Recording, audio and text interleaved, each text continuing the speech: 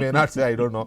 Right, ఇక్కడ ఇంకొక విషయం డాక్టర్ గారు, ఇప్పుడు మీ మీ స్టేట్మెంట్ని వాళ్ళు ఫ్యాబ్రికేట్ చేశారా లేకపోతే ఇంకోటి చేశారా, కోర్టులో మాత్రం ఆయన ఆయన చెప్పిన దాని ఆధారంగానే మేము అరెస్ట్ చేసామని చెప్పారు కదా.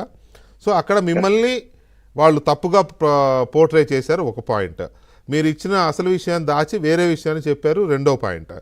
అసలు విషయం ఏంటో మీ దగ్గర ఉంది. సో మిమ్మల్ని తప్పుగా చూపించి మిమ్మల్ని అన్పాపులర్ చేసి మిమ్మల్ని మిస్యూజ్ చేసుకున్నందుకు మీరు ఎలాంటి యాక్షన్ ఇనిషియేట్ చేసే అవకాశం ఉంది? అలాంటి ఆలోచన ఏమైనా ఉందా? ఉందండి నాకు. నేను దీని మీద కంప్లీట్ గా అసలు ఈ కాన్స్పిరసీ మీద, this is a big conspiracy involving the former chief minister, then opposition leader, ఈ రోజు చీఫ్ మినిస్టర్. ఆఫీసర్లు వదిలేసేయండి, మిగిలిన వాళ్ళు వదిలేసేయండి. చీఫ్ మినిస్టర్ మీద ఏ అకారణంగా, ఏ కారణం లేకుండా, ఏ ఎవిడెన్స్ లేకుండా కంప్లీట్ గా పూర్తిగా దీన్ని ఫ్యాబ్రికేట్ చేసి తయారు చేసి ఎవిడెన్స్ ని ఒక ముఖ్యమంత్రిని జైల్లోకి పంపించి ఆయన 50 రోజుల పైగా ఆ జైల్లో ఉంచడం అంటే ఇది చాలా తీవ్రమైన విషయం. ఇది ఎవరు చేశారు, ఎందుకు చేశారు, వాళ్ళు ఏ లెవెల్లో చేశారు, ఎవరెవరు దీంట్లో భాగస్వాములు, ఏ విధంగా చేశారు అనే అంశాలని ఖచ్చితంగా దీని మీద ఒక స్పెషల్ ఇన్వెస్టిగేషన్ టీం వేసి మంచి sharp, focused, loyal, integrity, honesty ఉన్న వాళ్ళని, ఎఫిషియన్సీ కూడా, కాంపిటెన్స్ ఉన్న ఆఫీసర్లని పెట్టి దీని మీద ఇన్వెస్టిగేషన్ ఇమ్మీడియట్ గా లాంచ్ చేయాల్సిన అవసరం ఉంది.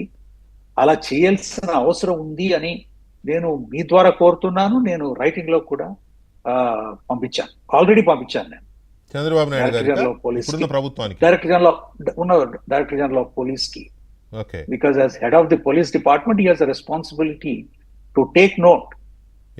అంటే నేను కూడా ఎందుకు ఇందాక కూడా ఇక్కడ సత్యమూర్తి గారిని వీళ్ళని అడిగాను, ఎందుకంటే అప్పుడు ఇది ఒక ఫాల్స్ కేసు, చంద్రబాబు నాయుడు గారి మీద వెండెట్టా పాలిటిక్స్ జరిగాయి అని ప్రజలంతా రోడ్డు మీదకి వచ్చారు. మీలాంటి ఇంటలెక్చువల్స్ కూడా దీని మీద పెద్ద రౌండ్ టేబుల్ మీటింగ్స్ పెట్టారు, ఇది కరెక్ట్ కాదు అని. సో ఈ పరిస్థితుల్లో ఇప్పుడున్న ప్రభుత్వం, అప్పుడంతా జరిగింది తప్పుడు కేసు, అది తప్పుగా చేశారు వీళ్ళు అని ప్రూవ్ చేయకపోతే ఆనాడు రోడ్లు ఎక్కిన ప్రజలందరికీ కూడా చెప్పాల్సిన అవసరం ఉంది కదా ఈ ప్రభుత్వం దగ్గర. పైగా మీలాంటి వాళ్ళని మిస్లీడ్ చేశారు కాబట్టి ఇది కూడా తేలాల్సిన అవసరం ఉంది కదా.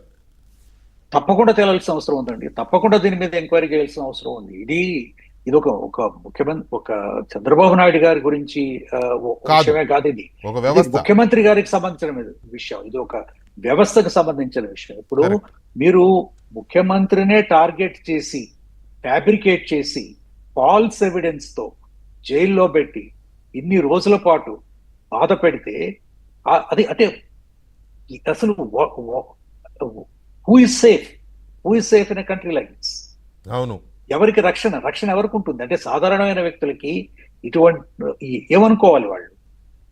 కాబట్టి వీళ్ళని ఖచ్చితంగా ఎవరైతే దీనికి బాధ్యులు ఉన్నారో, అండ్ ఈ బాధ్యులు చాలా పెద్ద మనుషులు ఉన్నారు, దీనికి నాకు ప్రత్యక్షంగా పరోక్షంగా కొంత సుచాయమైన అభిప్రాయం ఉంది.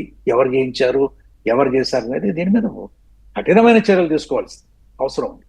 సో మీరు బాధ్యత గల ఆఫీసర్గా పనిచేశారు, బాధ్యత గల పొజిషన్లో ఉన్నారు కాబట్టి ఇప్పుడు కూడా సొసైటీలో మీరు చాలామంది పెద్దలు ఉన్నారు, ఇది పెద్ద కుట్ర జరిగిందని మాత్రం చెప్పగలుగుతున్నారు. అఫ్కోర్స్ మీకున్న ఇంటిగ్రిటీ వల్ల మీరు ఆ పేర్లను రివీల్ చేయలేని పరిస్థితి ఉండొచ్చు, ఆ టైం వచ్చినప్పుడు చెప్తారేమో, దట్ ఈస్ యువర్ అయితే ఇక్కడ మీరు ఇవాళ ఈ ఇంటర్వ్యూలో మిమ్మల్ని ఇంటర్వ్యూ చేయడం ద్వారా 4 ఇష్యూస్ ఎస్టాబ్లిష్ అయినాయి సార్. ఒకటి, ఇందులో చాలా పెద్ద కుట్ర జరిగింది, పాయింట్ నెంబర్ 1. పాయింట్ నెంబర్ 2, ఈ కుట్ర చేసిన వాళ్ళు ఎవరు అనేది బయటికి తెలియాలి, మీకు తెలుసు వాళ్ళు ఎవరో, కాబట్టి వాళ్ళు ఎవరో బయటికి తెలియాల్సిన అవసరం ఉంది. అది దానికోసం ఇప్పుడున్న ప్రభుత్వం వెంటనే ఇన్వెస్టిగేషన్, సీరియస్ ఇన్వెస్టిగేషన్ ఇది చేయాలనేది ఒకటి. రెండో పాయింట్. మూడో పాయింట్, అసలు ఈ తప్పులు చేసిన వాళ్ళు చేయడంలో సూత్రధారులు చాలామంది ప్రభుత్వం మారిన తర్వాత కూడా ఆ ప్లేసెస్లోనే కొనసాగుతున్నారు. కాబట్టి వాళ్ళు కేసుని ముందుకెళ్లకుండా, ఇన్వెస్టిగేషన్ ముందుకెళ్లకుండా అడ్డుకునే అవకాశాలు ఉన్నాయి. డెఫినెట్గా they can manage the things అనేది మూడో పాయింట్ మీరు ఇప్పుడు హైలైట్ అయింది ఇంటర్వ్యూలో. 4వది అన్నిటికంటే చాలా ఇంపార్టెంట్, ఫైల్స్ వీళ్ళు మాయమయ్యాయి అని చెప్తుంటే ఫైల్స్ ఎలా మాయమవుతాయి?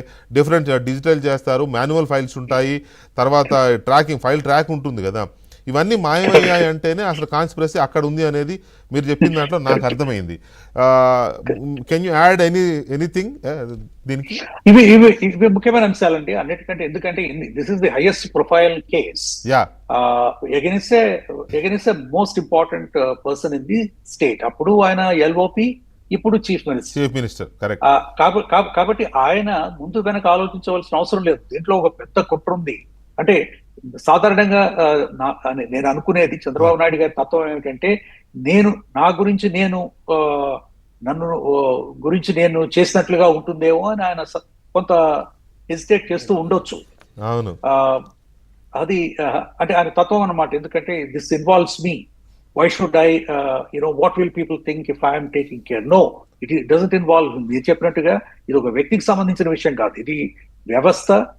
అండ్ ఒక వ్యవస్థలో ఒక హైయెస్ట్ అఫీషియల్ ని, ఒక లాంగెస్ట్ స్టాండింగ్ ఉన్న పొలిటికల్ లీడర్ ని ఈ విధంగా మీరు ఫ్యాబ్రికేటెడ్ ఎవిడెన్స్ తో, ఫ్లిమ్సీ ఎవిడెన్స్ తో, అసలు మెయిన్ కేసుని ఫాలో చేయకుండా. సింపుల్ కదా డాక్టర్ రమేష్ గారు. చంద్రబాబు నాయుడు ఇండివిజువల్ కేసు అయితే 17A ప్రస్తావన రాదు కదా. అదొక వ్యవస్థ, అదొక వ్యవస్థ కాబట్టి, ఆయన ఒక ముఖ్యమంత్రిగా ఉన్నారు కాబట్టి, లీడర్ ఆఫ్ అపోజిషన్ గా తర్వాత ఉన్నారు కాబట్టి, ఆ ముఖ్యమంత్రి అనే వ్యవస్థ మీదనే వీళ్ళు తప్పుడు కేసులు పెట్టారు కాబట్టి 17A ప్రస్తావన వచ్చింది. సో అది ఇప్పుడున్న ప్రభుత్వం దాన్ని ప్రూవ్ చేయాల్సిన అవసరం ప్రభుత్వం